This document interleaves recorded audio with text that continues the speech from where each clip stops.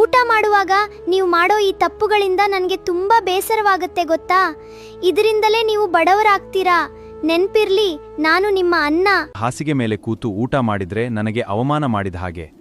ನಾನು ಪವಿತ್ರವಾದವನು. ಹಾಗೆ ಮಾಡಿದ್ರೆ ನಿಮ್ಮ ಮನೆಯಲ್ಲಿರೋ ಹಣ, ನೆಮ್ಮದಿ ಎಲ್ಲಾನೂ ಕಿತ್ಕೊಳ್ತೀನಿ. ದಕ್ಷಿಣ ದಿಕ್ಕಿಗೆ ಮುಖ ಮಾಡಿ ಊಟ ಮಾಡಬೇಡಿ, ಅದು ಯಮರಾಜನ ದಿಕ್ಕು. ಆ ಕಡೆ ಕೂತು ತಿಂದ್ರೆ ನಿಮ್ಮ ಆಯಸ್ಸು ಕಮ್ಮಿ ಆಗುತ್ತೆ, ರೋಗಗಳು ನಿಮ್ಮನ್ನ ಸುತ್ತುವರಿಯುತ್ತವೆ. ಊಟ ಮಾಡುವಾಗ ಫೋನ್ ನೋಡಬೇಡಿ, ಆ ಸ್ಕ್ರೀನಿಂದ ಬರೋ ನೆಗೆಟಿವ್ ಎನರ್ಜಿ ನನ್ನನ್ನೇ ಕಾಯಿಲೆ ಬೀಳುವಂತೆ ಮಾಡುತ್ತೆ. ಇದರಿಂದ ನಿಮ್ಮ ಜೀರ್ಣಕ್ರಿಯೆ ಹಾಳಾಗುತ್ತೆ, ಮನೆಯ ಶಾಂತಿನೂ ಹೋಗುತ್ತೆ. ನನ್ನನ್ನ ಗೌರವಿಸಿ, ನಾನು ನಿಮ್ಮನ್ನ ಯಾವತ್ತೂ ಆರೋಗ್ಯವಾಗಿ ಇಡ್ತೀನಿ. ಅನ್ನಪೂರ್ಣೇಶ್ವರಿ ತಾಯಿಯ ಕೃಪೆ ನಿಮ್ಮ ಮೇಲಿರಲಿ. ತಾಯಿ ಅನ್ನಪೂರ್ಣೇಶ್ವರಿಯ ಆಶೀರ್ವಾದ ಸದಾ ನಿಮ್ಮ ಮೇಲಿರಬೇಕು ಅಂದ್ರೆ ಈಗಲೇ ಕಾಮೆಂಟ್ನಲ್ಲಿ ಜೈ ಅನ್ನಪೂರ್ಣೇಶ್ವರಿ ಅಂತ ಬರೆದು ಮರೆಯದೆ ಈ ಅಕೌಂಟನ್ನ ಫಾಲೋ ಮಾಡಿ. ₹100 ಚಾರ್ಜರ್ ತಂದಿದ್ಯಾ? ಇದ್ರ ವೋಲ್ಟೇಜ್ ಹೊಡೆತಕ್ಕೆ ನನ್ನ ಐಸಿ ಬ್ಲಾಸ್ಟ್ ಆಗುತ್ತೆ. ನನ್ನನ್ನು ತಗೊಂಡೋಗಿ ಮೂಲೆಗೆ ಬಿಸಾಕ್ತಿಯಲ್ಲ, ಸ್ಪೀಡ್ ಏನು ನಿನ್ ಪಗ್ಮನೆಯವ್ರು ಕೊಡ್ತಾರಾ? ಮೊದ್ಲು ನನ್ನನ್ನ ಓಪನ್ ಜಾಗದಲ್ಲಿಡು ಬಾಸ್.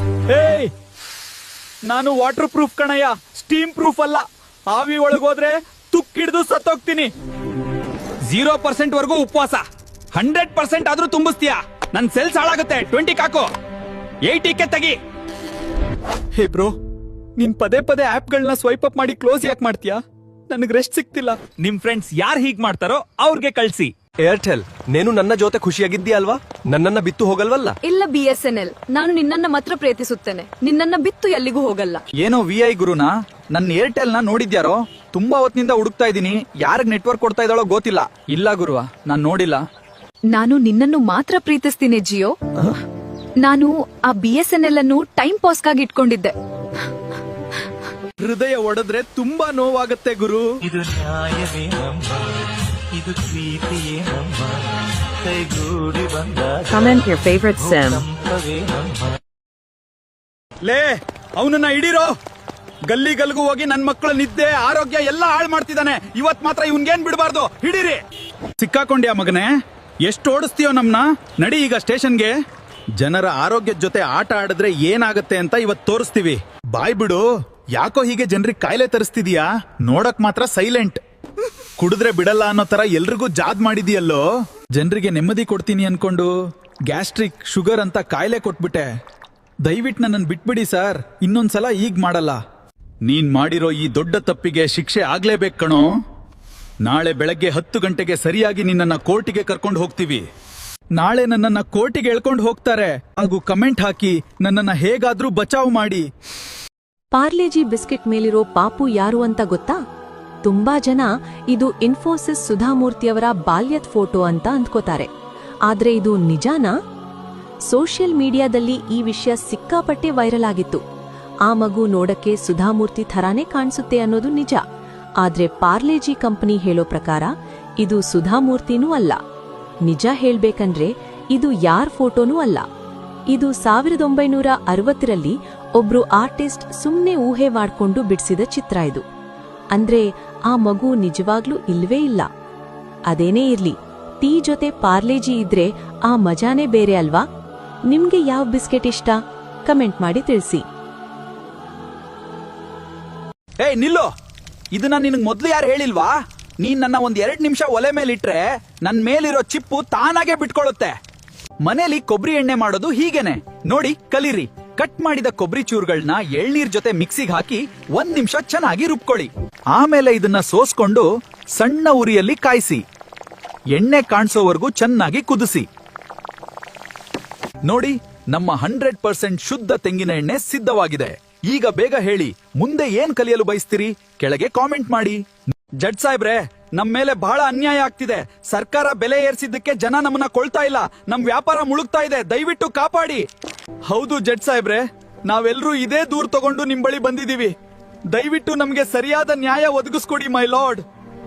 ಇಲ್ಲ ಜಡ್ಜ್ ಸಾಹೇಬ್ರೆ, ಇವರು ತುಂಬಾ ಅಮಾಯಕರಂತೆ ನಾಟಕ ಮಾಡ್ತಿದ್ದಾರೆ. ಇವರಿಂದಲೇ ಎಷ್ಟೋ ಜನರಿಗೆ ಕ್ಯಾನ್ಸರ್ ಬಂದು ಸಾವಿರಾರು ಕುಟುಂಬಗಳು ಬೀದಿಗೆ ಬಿದ್ದಿವೆ. ಇಲ್ಲ ಜಡ್ಜ್ ಸಾಹೇಬ್ರೆ, ಈ ಎಲ್ಲಾ ಆರೋಪಗಳು ಸುಳ್ಳು. ನಾವು ಯಾರನ್ನೂ ರೋಗಿಗಳನ್ನಾಗಿ ಮಾಡಿಲ್ಲ. ನಾವು ಬರೀ ಪಾಪದ ಗುಟ್ಕಾ ಪ್ಯಾಕೆಟ್ಗಳಷ್ಟೇ. ಎಲ್ಲಾ ಸಾಕ್ಷ್ಯಾಧಾರಗಳನ್ನ ಗಮನಿಸಿ ಕೋರ್ಟ್ ಮುಂದಿನ ವಿಚಾರಣೆಯನ್ನ ಮುಂದೂಡಿದೆ. ಈ ಬಗ್ಗೆ ನಿಮ್ಮ ಅಭಿಪ್ರಾಯವೇನು ಅಂತ ನಮಗೆ ಕಮೆಂಟ್ ಮೂಲಕ ತಪ್ಪದೆ ತಿಳಿಸಿ. ಈ ಬೇಸಿಗೆಯಲ್ಲಿ ಮಜ್ಜಿಗೆ ಕಾಟ ಜಾಸ್ತಿ ಆಗಿದೆ. ನಾವು ಹೇಗಾದ್ರೂ ಅವನ ವಿರುದ್ಧ ದೂರ್ ದಾಖಲಿಸಿ ಜೈಲಿಗೆ ಹಾಕಿದ್ರೆ ನಮ್ ಕೆಲ್ಸ ಮುಗೀತು. ನಾನು ಈ ಗಂಟಲ್ ನೋವು ರಾಸಾಯನಿಕವನ್ನು ಅವನ ಮಡಕೆಯಲ್ಲಿ ಹಾಕಿದ್ರೆ ಅದು ಮುಗಿದಿದೆ. ಜನರು ಅವನ್ನು ಬೈತಾರೆ ಮತ್ತು ನಮ್ಮ ಬಳಿಗೆ ಬರ್ತಾರೆ. ನಿನ್ನ ಆಟ ಮುಗಿದಿದೆ ಮಜ್ಜಿಗೆ. ಅಯ್ಯೋ ಸರ್, ನಾನಂತೂ ಹೊಟ್ಟೆ ತಂಪು ಮಾಡೋನು. ಇದೆಲ್ಲ ಕೆಮಿಕಲ್ ಕುಡುಕರು ಪಿತೂರಿ. ದಯವಿಟ್ಟು ನನ್ ಮಾತ್ ನಂಬಿ. ಏ ಬಣ್ಣದ ನೀರು, ನಿನ್ ಕಳ್ಳಾಟ ಸಿಸಿಟಿವಿಲಿ ರೆಕಾರ್ಡ್ ಆಗಿದೆ. ಮಜ್ಜಿಗೆ ಪ್ಯೂರ್, ನಿನ್ ತರ ಕೆಮಿಕಲ್ ಅಲ್ಲ. ಆಫೀಸರ್, ಇವನ ಅರೆಸ್ಟ್ ಮಾಡಿ. ನೋಡಿದ್ರಲ್ಲ, ಸತ್ಯ ಯಾವತ್ತಿದ್ರೂ ಗೆಲ್ಲುತ್ತೆ. ಈ ಕೆಮಿಕಲ್ ಡ್ರಿಂಕ್ಸ್ ನಮ್ ದೇಸಿ ತಾಕತ್ತಿನ ಮುಂದೆ ಜೀರೋ. ಬನ್ನಿ ಮಜ್ಜಿಗೆ ಕುಡಿದು ತಂಪಾಗಿರಿ. ಏ ನಿಂತ್ಕೊಳ್ಳೋ ಸ್ಟಿಂಗ್, ಇಡೀ ಊರಿನ ನೆಮ್ಮದಿನೇ ಹಾಳು ಮಾಡಿದ್ಯಾ. ಮಕ್ಕಳ ನಿದ್ದೆ ಕೆಡಿಸಿದ್ಯಾ, ಯುವಕರ ಎದೆ ಬಡಿತ ಹೆಚ್ಚಿಸ್ತೀಯಾ. ಇವತ್ತು ನಿನ್ನನ್ನ ಬಿಡಲ್ಲ ಕಣೋ. ನಾನೇನು ಮಾಮೂಲಿ ಡ್ರಿಂಕ್ ಅಲ್ಲ ಕಣ್ರೋ, ನಾನೊಂದು ಚಟ. ಯಾರು ದಿನ ನನ್ನನ್ನು ಕುಡಿತಾರೋ ಅವರ ನಿದ್ದೆ ನೆಮ್ಮದಿ ಎಲ್ಲ ಕಿತ್ಕೊಳ್ತೀನಿ. ಹೆಚ್ಚು ಸ್ಟಿಂಗ್ ಕುಡಿಯೋದ್ರಿಂದ ಹೃದಯ ಬಡಿತ ಹೆಚ್ಚಾಗ್ತದೆ, ನಿದ್ರೆ ಹಾಳಾಗುತ್ತೆ, ಇಡೀ ದೇಹ ದುರ್ಬಲಗೊಳ್ಳುತ್ತೆ. ಸ್ವಲ್ಪ ಶಕ್ತಿಗಾಗಿ ಹೋಗಿ ಜನರು ತಮ್ಮ ಆರೋಗ್ಯವನ್ನೇ ಹಾಳು ಮಾಡ್ಕೊಳ್ತಾರೆ. ನಿನ್ ಟೇಸ್ಟ್ ಏನೋ ಸೂಪರ್ ಆಗಿದೆ, ಆದ್ರೆ ಅದರಿಂದ ಆಗೋ ಡ್ಯಾಮೇಜ್ ಜಾಸ್ತಿ ಕಣೋ. ನನ್ನನ್ನೇನೋ ಜೈಲ್ಗೆ ಹಾಕಿದ್ರಿ, ಆದ್ರೆ ಜನರು ಗಂಟಿರೋ ಚಟನ ಹೇಗ್ ಬಿಡಿಸ್ತೀರಾ? ಏ ನಿಲ್ಸಿ, ನೀವು ನನ್ನನ್ನ ಬರೀ ಒಗ್ಗರಣೆ ಹಾಕಕ್ ಮಾತ್ರ ಬಳಸ್ತೀರಾ? ಅದಕ್ಕೆ ನೋಡಿ ನಿಮ್ ಮನೇಲಿ ಏಳ್ಗೆನೆ ಇಲ್ದಿರೋದು, ಬರ್ಕತ್ತೆ ನಿಂತೋಗಿರೋದು. ನಾನು ಬೆಳ್ಳುಳ್ಳಿ. ಶನಿವಾರದ ದಿನ ನನ್ನದೊಂದು ಎಸ್ಳನ್ನ ನಿಮ್ ಮನೆಯ ಮೇನ್ ಗೇಟ್ ಹೊರಗಡೆ ಎಲ್ಲಾದ್ರೂ ಕಾಣ್ದಂಗ್ ಬಚ್ಚಿಡಿ. ಇದರಿಂದ ನಿಂತೋಗಿರೋ ದುಡ್ಡು ಕಾಸು ಮ್ಯಾಗ್ನೆಟ್ ತರಾನೇ ನಿಮ್ ಕಡೆಗೆ ಎಳ್ಕೊಂಡ್ಬರುತ್ತೆ. ಮಂಗಳವಾರ ಬೆಳ್ಳುಳ್ಳಿ ಎಸಳಿಗೆ ಸಿಂಧೂರ ಹಚ್ಚಿ ನಿಮ್ಮ ಮನೆಯ ಚಾವಣಿಯ ಮೇಲೆ ಎಸೆಯಿರಿ. ಇದು ಮನೆಯಲ್ಲಿನ ನಕಾರಾತ್ಮಕತೆಯನ್ನ ಮತ್ತು ಈ ಎಲ್ಲಾ ಅನಗತ್ಯ ವೆಚ್ಚಗಳನ್ನ ತಕ್ಷಣವೇ ನಿಲ್ಲಿಸ್ತದೆ. ಬೆಳ್ಳುಳ್ಳಿಯ ಒಂದು ಎಸಳಿನ ಮೇಲೆ ಓಂ ಅಂತ ಬರೆದು ಬೀರೊಳಗೆ ಇಡಿ. ಇದರಿಂದ ದೃಷ್ಟಿದೋಷ ಎಲ್ಲ ದೂರ ಆಗತ್ತೆ. ಅಷ್ಟೇ ಅಲ್ಲದೆ ನಿಂತೋಗಿರೋ ನಿಮ್ ಕೆಲ್ಸಗಳೆಲ್ಲ ಆಗಕ್ ಶುರುವಾಗತ್ತೆ. ನೀವು ಕೂಡ ವಾಸ್ತುಶಾಸ್ತ್ರನ ನಂಬೋದಾದ್ರೆ ಕಮೆಂಟ್ ನಲ್ಲಿ ಬೆಳ್ಳುಳ್ಳಿ ಅಂತ ಬರೀರಿ. ಹಾಗೆ ಈ ಪೇಜ್ಗೆ ಫಾಲೋ ಮಾಡಿ.